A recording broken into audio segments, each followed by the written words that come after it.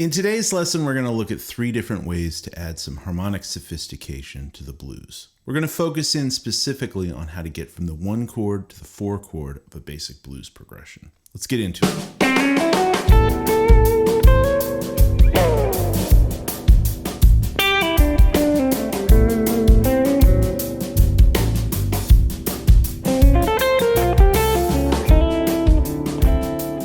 So this first approach is going to use a simple diminished 7th arpeggio to outline the sound of a dominant flat 9 chord. I first heard this type of thing used by Grant Green. And basically what we're going to do is find the 3rd of our 1 chord and build a diminished 7th arpeggio off of that. So today we're in the key of A, and the 3rd of this chord is C sharp. So if we just go up in minor thirds from C sharp, we get C sharp, E, G, and B flat. And that's our diminished 7th arpeggio that we're going to use to build a little tension over this A chord and then resolve to the 4 chord.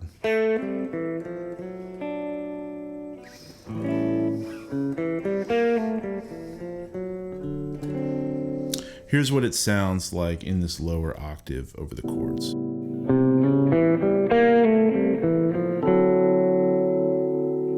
All right, now here's the exact same idea, but played up the octave on the top strings.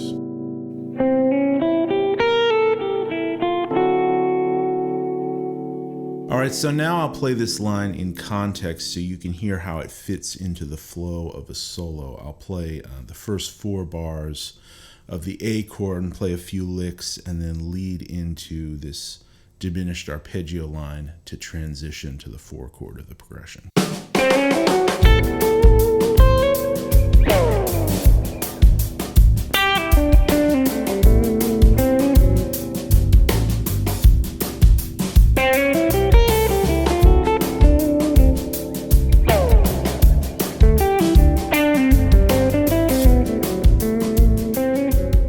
So for this next approach, we're going to add a few more outside notes into the mix. And for this, we're going to use the A altered scale, which comes from the melodic minor scale. Now the notes to this scale are A, B flat, C, C sharp, D sharp, F, G, and then back to A. And the line we're going to learn is a line shown to me by a saxophone player, Dave Posey, years ago when I was a student. Here's what it sounds like against the chords, and then I'll explain what's happening.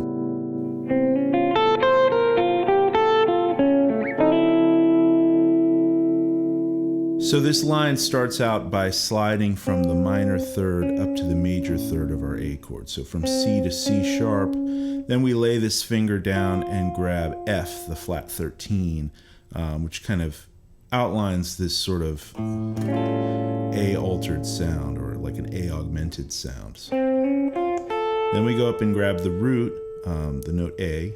And then here we come up to the sharp 9, the C, down to the flat 9, the B flat, and then back down to our flat 13 F, and then up to the flat 7 G.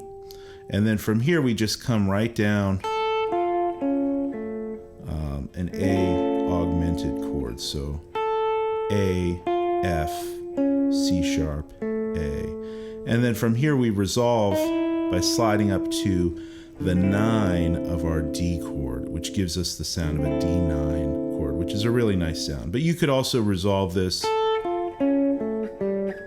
down to the 3rd of that chord. There's a bunch of different tags you can put on the end of this line. The cool thing about some of these licks is you can pull them apart and take some of these pieces and use them individually, like even just, or, you know, all these longer lines can be broken down into smaller phrases, but this is the lick.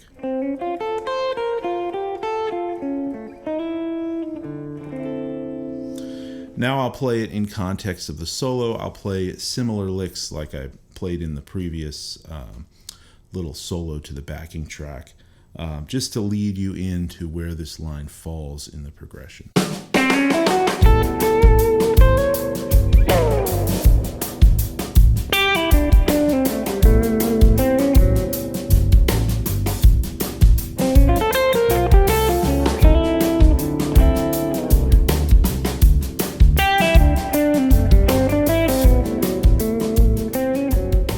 right, so finally we're going to look at the half-whole diminished scale. This scale is pretty similar to the altered scale, but with a couple of different notes. This scale goes A, B flat, C, C sharp, D sharp, E, F sharp, G, and A. So the major difference to me between this and the altered scale is this 13. The altered scale has that flat 13 or flat 6, however you want to call it. And this diminished scale has the raised 13. So the altered scale works great for these kind of really moody kind of voicings. And the diminished scale works better for these kind of brighter, more dissonant voicings, like this, which is a flat 9, regular 13 chord, right? You could look at this as an F sharp triad over A. And this is the kind of sound you hear players like Robin Ford use a lot. Also, Joe Pass and Wes Montgomery use this diminished scale to great effect.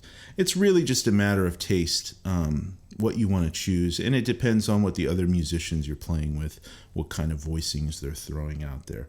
But the line we're going to play with this really outlines this kind of triad sound. So here's the lick played along to the chords, and then I'll explain what's happening.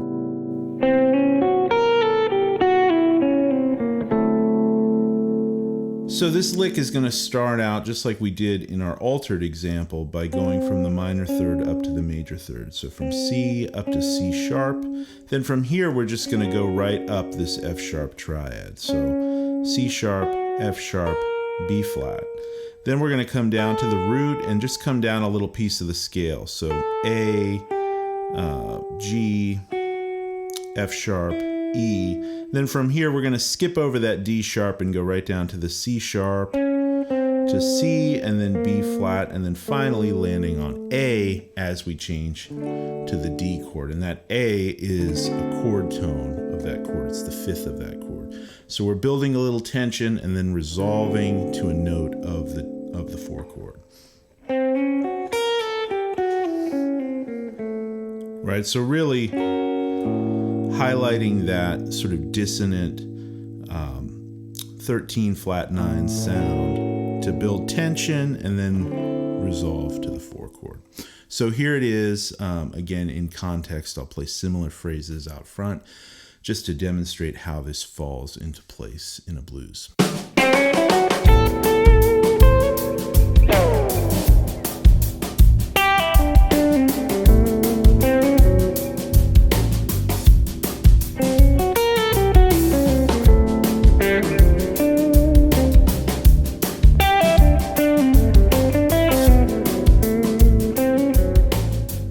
Guys, hopefully you got something useful from this lesson, some new licks you can throw into your blues playing. I'll throw the tabs and notation for these examples up on my Patreon site along with the backing track to jam to. And I'm going to leave you by playing a couple choruses of a blues solo over this groove, and I'll use some of these ideas to transition to the 4 chord.